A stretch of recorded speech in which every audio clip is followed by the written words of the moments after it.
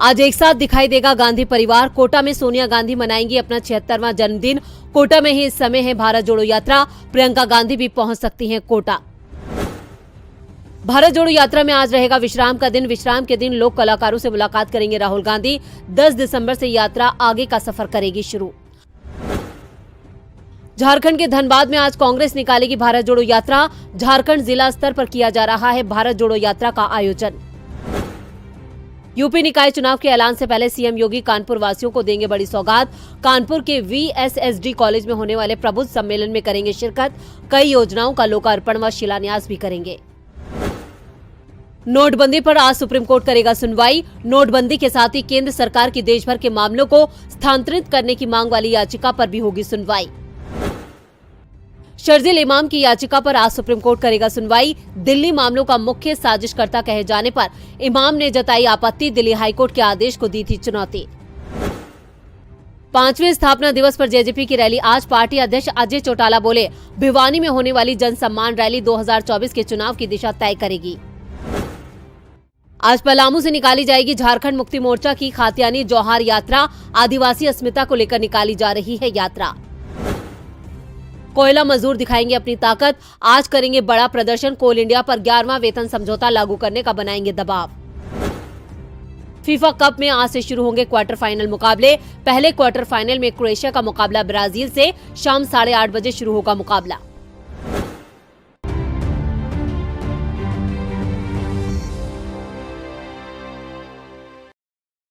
नमस्कार, दिन भर की बड़ी खबरों में आपका स्वागत है। मैं हूं अंशिता श्रीवास्तव। आज इस बुलेटिन में बात होगी गुजरात और हिमाचल के परिणामों की।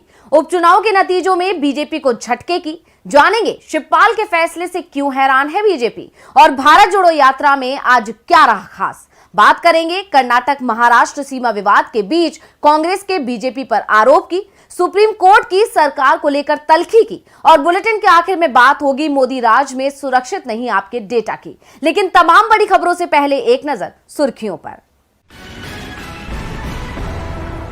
आय से अधिक संपत्ति मामले में बढ़ सकती है पूर्व मुख्यमंत्री उद्धव ठाकरे की मुश्किलें। पुलिस ने कहा उद्धव के खिलाफ प्रारंभिक जांच जारी। कोर्ट ने याचिका पर फैसला सुरक्षित रखा। गुजरात में कांग्रेस की हार पर अध्यक्ष मल्लिकार्जुन खड़गे का बड़ा बयान। बोले, गुजरात में आप और ओवैसी ने काटे पार्टी के वोट। हिमाचल में बीजेपी नेता जयराम ठाकुर की साख दांव पर। बीजेपी नेतृत्व जयराम ठाकुर पर ले सकता है बड़ा फैसला।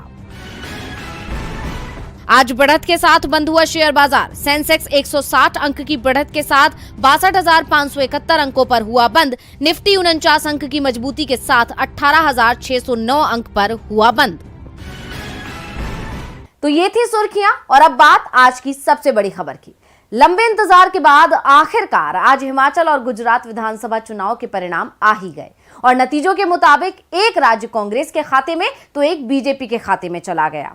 यानी खास बात यह है कि ये चुनाव कांग्रेस के लिए फायदेमंद साबित हुआ, तो वहीं बीजेपी को झटका लगा है, क्योंकि उसके हाथ से एक राज्य चला गया। तो किस राज्य में किस दल को मिली कितनी सीट, जानने के लिए देखिए ये रिपोर्ट। गुजरात और हिमाचल प्रदेश के चुनाव परिणाम सामने आ चुके हैं।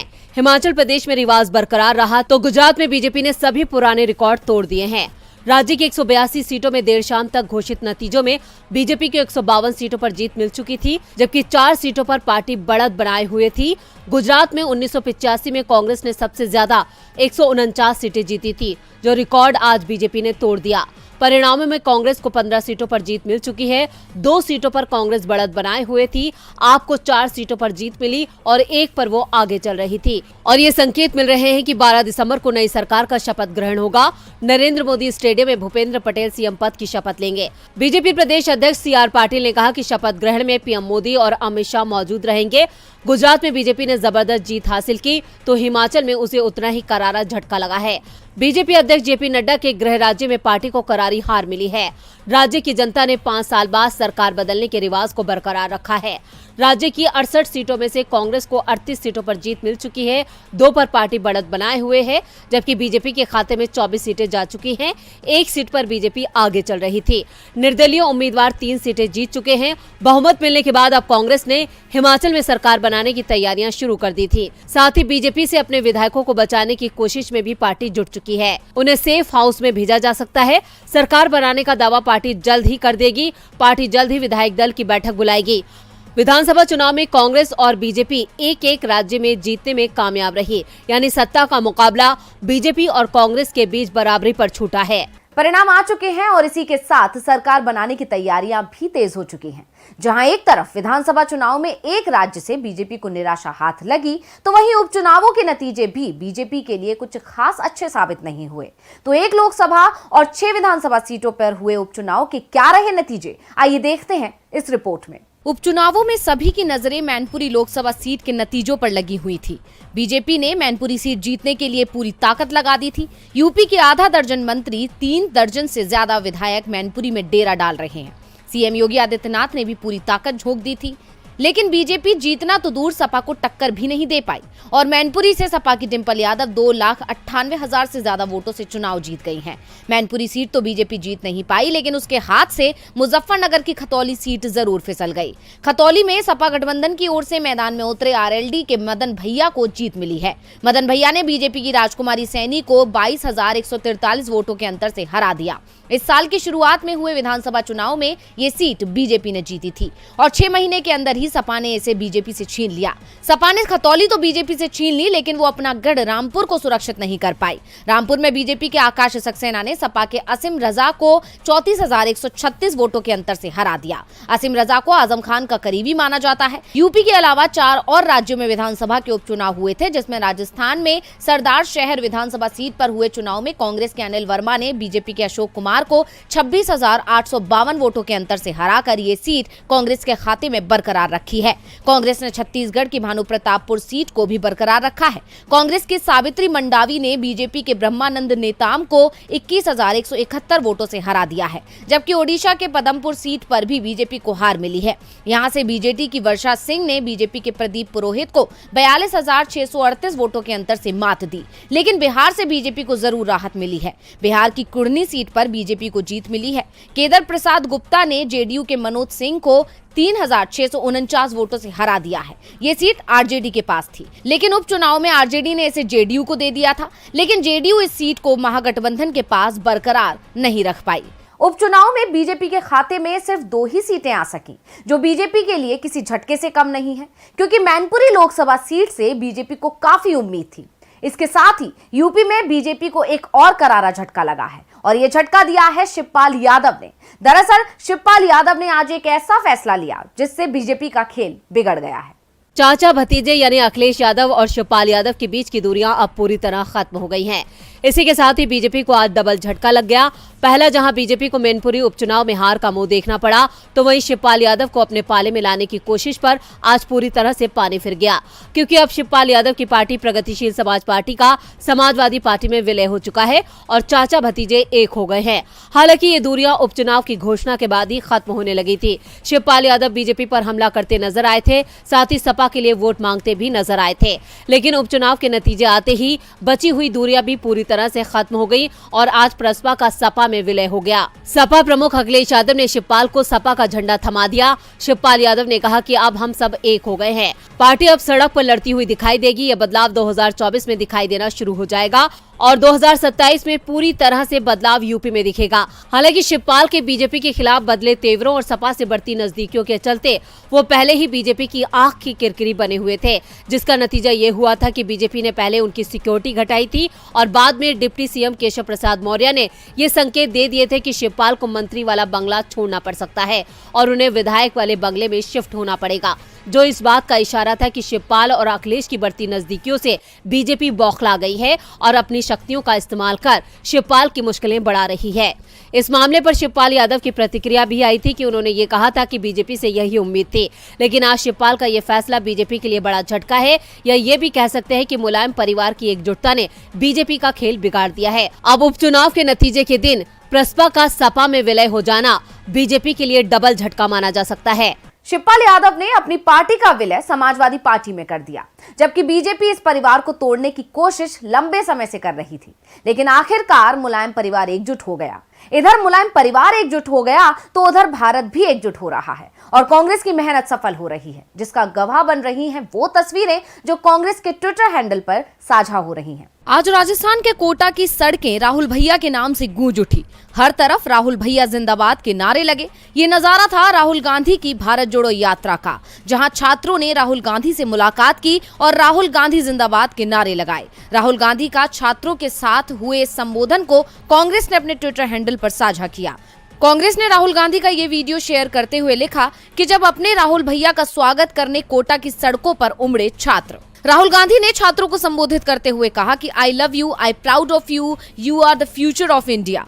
आपको बता दें कि राजस्थान में निकल रही भारत जोड़ो यात्रा के बीच आज का दिन कोटा शहर के लिए खास रहा। कोटा प्रदेश का इकलौता शहर होगा जो सिग्नल फ्री होगा। इस सब के साथ कोटा के विकास कार्य, फ्लाईओवर और अंडरपास, चौराहे के सौंदर्यीकरण को राहुल गांधी ने देखा और कांग्रेस के काम की तारीफ की। राहुल गांधी की भारत जोड़ो यात्रा का राजस्थान में आज चौथा दिन है। वहीं सुबह सोनिया गांधी भी जयपुर से सीधे बूंदी पहुंच चुकी हैं। बूंदी के केशव राय पाटन विधानसभा में भारत जोड़ो यात्रा 4 दिन तक सफर करेगी। वहीं 9 दिसंबर को यात्रा विराम पर रहेगी। 10 दिसंबर को सोनिया गांधी भी यात्रा में राहुल के साथ पदयात्रा करेंगी। 10 दिसंबर को भी यात्रा में सिर्फ कांग्रेस की महिला विधायक और कार्यकर्ता राहुल और सोनिया के साथ चलेंगी। यात्रा के दौरान कोटा में काफी भीड़ उमड़ी। यात्रा जहां से गुजर रही है वहां के लोग गर्मजोशी के साथ राहुल गांधी का स्वागत कर रहे हैं। इस दौरान राहुल गांधी कोटा शहर के विकास कार्यों के मुरीद हो गए। उन्होंने शहरी विकास मंत्री शांति धारीवाल से मुलाकात कर कहा कि एक बेहतरीन शहर देख रहा हूं, इन कामों के लिए आपका धन्यवाद। सिटी मॉल फ्लाईओवर के नीचे बड़ी संख्या में कोचिंग छात्र भी जुटे हुए थे, जिन सभी का राहुल गांधी ने अभिवादन किया है। इसके साथ ही फ्लाईओवर के नजदीक ही एलन कोचिंग संस्थान की तरफ से छात्रों के लिए बनाए गए मंच पर राहुल गांधी पहुंचे, जहां पर उन्होंने आधे मिनट के संबोधन में स्टूडेंट से भारत जोड़ो के नारे लगवाए, जिसमें जोड़ो जोड़ो भारत जोड़ो कहा। साथ ही कहा कि आप भारत का भविष्य हो, आई लव यू ऑल। फिर वापस लौट गए। इस दौरान देश के अलग अलग हिस्सों से आए कोचिंग स्टूडेंट्स अपने अपने प्रदेश के नाम की लिखी तल्खियां हाथ में लिए हुए थे। राहुल गांधी के नेतृत्व में कांग्रेस भारत जोड़ो यात्रा निकाल रही है और ये यात्रा अब राजस्थान में है। कांग्रेस का आरोप है कि बीजेपी देश को बांटने का काम कर रही है, इसलिए हम ये यात्रा निकाल रहे हैं। देश को बांटने के आरोप तो कांग्रेस पहले से ही लगा रही थी, लेकिन अब देश की मुख्य विपक्षी पार्टी ने बीजेपी पर महाराष्ट्र को बांटने का भी आरोप लगाया है। तो क्या कहना है कांग्रेस का, देखिए रिपोर्ट। महाराष्ट्र कर्नाटक सीमा विवाद ने बीजेपी आलाकमान को चिंता में डाल दिया है। दोनों राज्यों में बीजेपी की सरकार है, ऐसे में बीजेपी की मुश्किलें बढ़ना लाजमी है। विवाद की वजह से अब सरकारी बसों को भी निशाना बनाया जा रहा है। कई बसों पर पथराव किया गया। सीमा विवाद बढ़ता देख कर्नाटक सड़क परिवहन निगम ने महाराष्ट्र जाने वाली बस सेवाएं सस्पेंड कर दी है। सीमा विवाद की वर्तमान स्थिति को देखते हुए महाराष्ट्र के उप मुख्यमंत्री देवेंद्र फडणवीस ने केंद्रीय गृह मंत्री अमित शाह से बात कर कर्नाटक के साथ हुए सीमा विवाद से जुड़े घटनाक्रम की जानकारी दी। वहीं कांग्रेस ने बीजेपी पर महाराष्ट्र को बांटने का आरोप लगाया है। महाराष्ट्र सरकार ने बुधवार को केंद्रीय गृह मंत्री अमित शाह से कर्नाटक के साथ सीमा विवाद को लेकर पैदा हुए हालात पर समाधान निकालने की मांग की। वहीं विपक्षी दलों ने सीमा विवाद मामले पर सर्वदलीय बैठक बुलाने की मांग की है और विवाद को लेकर भारतीय जनता पार्टी पर निशाना साधा। आपको बता दें कि पिछले कुछ दिनों से सीमा विवाद बढ़ने के कारण दोनों राज्यों के सीमावर्ती इलाकों में तनाव पैदा हो गया है। फडणवीस ने कहा कि उन्होंने केंद्रीय गृह मंत्री अमित शाह से इस मसले में हस्तक्षेप करने की मांग की है। उन्होंने कहा, महाराष्ट्र से जाने वाले वाहनों में तोड़फोड़ अच्छी बात नहीं है। दो राज्यों के बीच ऐसी स्थिति ठीक नहीं है। शिवसेना के नेता संजय राउत ने केंद्र पर निशाना साधते हुए दावा किया कि महाराष्ट्र और कर्नाटक में जारी सीमा विवाद के बीच शांति भंग की घटनाएं दिल्ली के समर्थन के बिना नहीं हो सकती हैं। उन्होंने बेलगावी को केंद्र शासित प्रदेश घोषित करने की मांग की।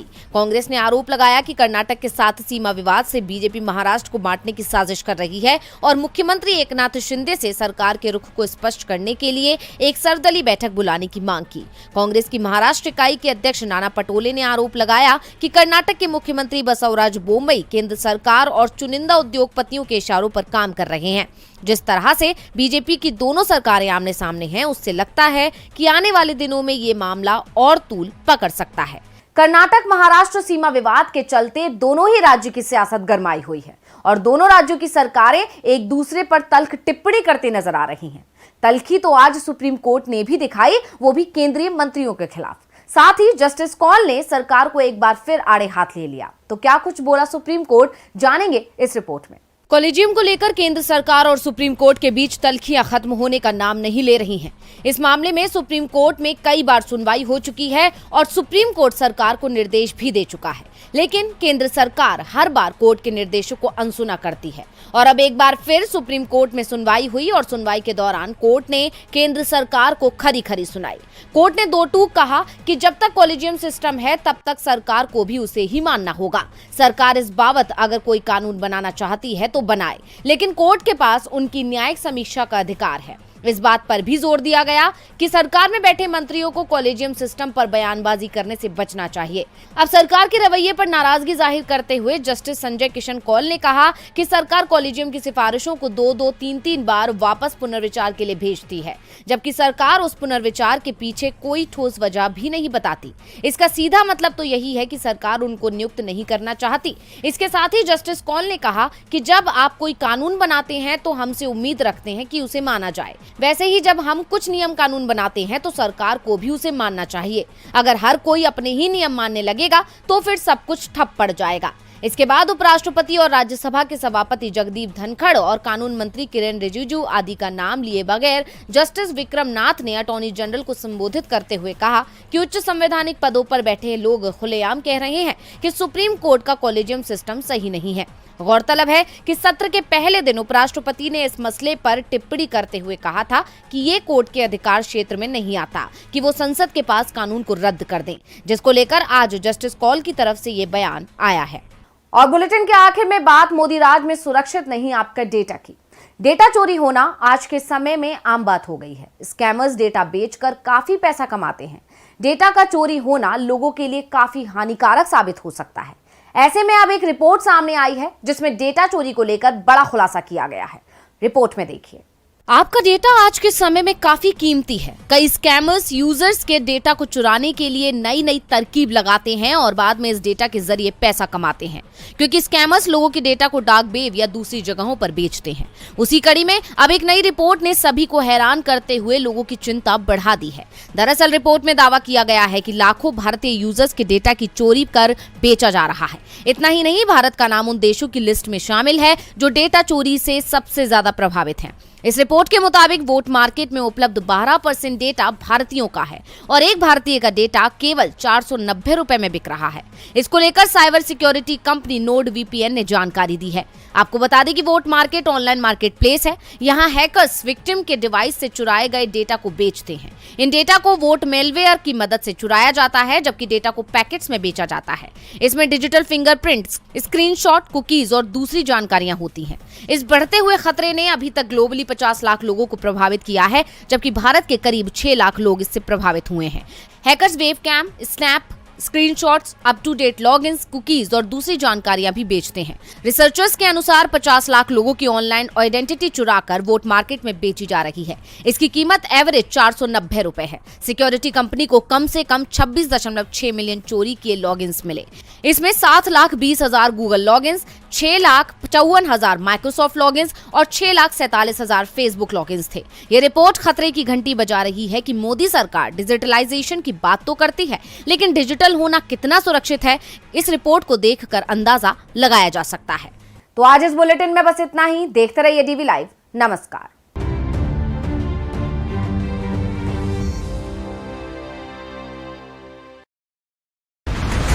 बिछ गई सियासी विसार, खेला जा रहा है सियासी खेल, जारी है वार पलटवार। शह और मात के खेल में बनाई जा रही है रणनीति। कौन पड़ेगा किस पर भारी, ये कभी भी सिर्फ हस्तक्षेप.com पर अमलेंदु उपाध्याय के साथ।